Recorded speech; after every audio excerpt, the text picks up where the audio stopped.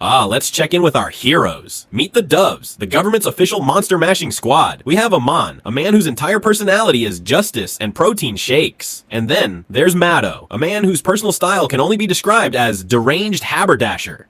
Mado just loves his job. He's an artisan, a connoisseur of ghoul lateral damage, and he has his sights set on a very challenging target. Yep, the super dangerous ghoul he's tracking, it's the gentle, grieving widow who can barely stomach a fight and her 10-year-old daughter who just wants to read. A real threat to national security, this one. They're just trying to buy a new book for Hinami, but Mado and his giant-chinned sidekick are on the prowl. It's a classic game of creepy old psycho versus literal child and her mom.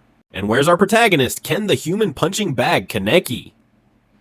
He's safely back at the coffee shop, mastering the art of looking sad while holding a pot. He's very concerned, but you know, not concerned enough to do anything. And it happens. The Doves corner them in an alley. Because of course, it's an alley. Ryoko, in a shocking display of, well, basic mothering, tells her child to run. She then prepares to fight two heavily armed professional ghoul killers. This should go well. She unleashes her mighty, terrifying, red whippy tentacle shield? It's really not impressive. Eamon, the big guy, is like, my turn. But Mado, the connoisseur, stops him. This one is his. Mado is so excited, he finally gets to use his favorite toy. He whips out his briefcase weapon, and surprise, it's a Kaguni. He taunts Ryoko, who is just trying to protect her kid. And then, the grand finale of Mado is a horrible, horrible man. He reveals what his weapon is made from. Recognize this? He cackles. It's your husband. Yes, he killed Hinami's dad and turned him into a pointy stick. And now he's using it to kill her mom right in front of her. That's just efficient and insane. The fight lasts about 3 seconds. Ryoko is murdered. Mado is thrilled. He's like a kid on Christmas who just got a new corpse weapon.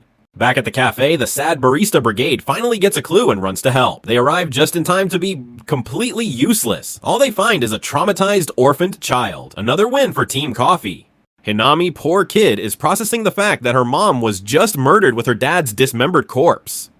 Everyone is handling the grief differently. Kaneki, our protagonist, is doing what he does best. Absolutely nothing. He's just standing there, radiating uselessness and conflicted feelings. Toka, on the other hand, has decided to channel her emotions into impending aggravated assault. She's not sad, she's furious. She's decided the whole pacifist vibe of Anteiku is garbage, and it's time to introduce the Doves to a new, very stabby foreign policy. Meanwhile, at the Ghoulbusters HQ, the psycho in the white coat is having the best day ever. Mado is just thrilled with his new prize. He's probably going to make a nice pair of gloves out of it. He and Amon decide their next move is to find the daughter Bait, hoping she'll lead them to the real prize, the Anteiku crew. They're not just hunters, they're opportunists. Back at the ranch, Kaneki has a brilliant idea. He's realized that his face is, well, his face. And if he's going to exist in this new world, he needs to accessorize. It's time to get his first I'm a Monster Now starter pack.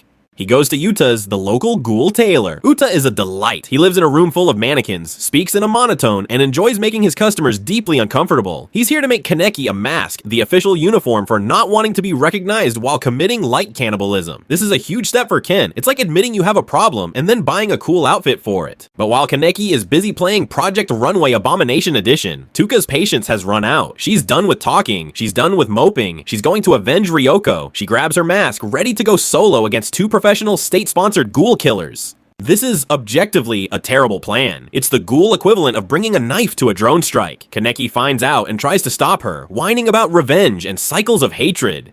Toka, quite correctly, tells him to shut up. She informs him that this is her world, her rules, and he can stay behind and continue to be a useless, conflicted pile of angst if he wants. She's going to do something. She storms out, leaving Kaneki alone. She's off to fight the government. He's off to wait for his mass delivery. Go, team! Oh, and where's the orphan? She's also run off. Why? Because she smelled her dead parents. Yes, Mado's creepy corpse stick collection has a distinct odor, apparently. She's running towards the danger because child logic is special. And finally, our hero. Having received his custom-made I'm a serious threat mask from the Ghoul Hot Topic, Kaneki realizes he's lost both the angry teenager and the kid. He's great at this. He runs into the sewer, finally ready to participate in the plot.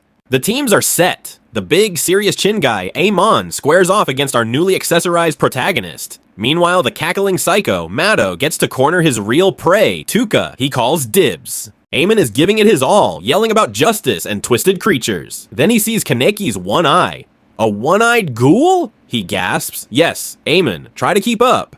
It's the pilot episode. We've been over this. Their fight is fine. Lots of grunting. Very dramatic. Now, the main event. Mato is having the time of his life. He's not just fighting Tuka, he's putting on a show. He's using Hinami's mom's corpse shield. He's using her dad's corpse spear. He's got the whole family. He's just taunting and slicing, absolutely giddy with his own awfulness.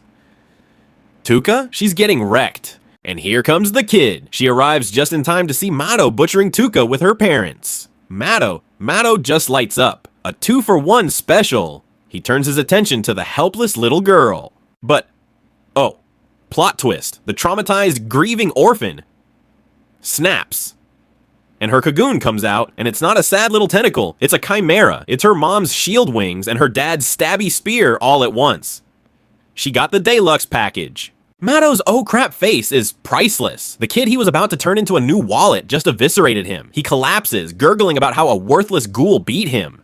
Toka, ever the pragmatist, limps over and delivers the finishing blow. So much for revenge, it just kind of sucks. Back at the other fight, Kaneki has actually won. He broke the Chin's big stick. He's got him. This is it. And he lets him go after a very long preachy speech about how he's not a killer. Our hero, ladies and gentlemen, the guy who brings a knife to a gunfight and then uses it to make a point. So Mato is dead, Amon is alive and very confused, Tuka is half dead, and Kaneki is now in charge of a 10-year-old child who just committed her first very successful homicide, a triumphant night for all involved. That's all for this video. Now click that like and subscribe and go stare into the abyss, or just click the next recommended video. Same thing, really. Bye.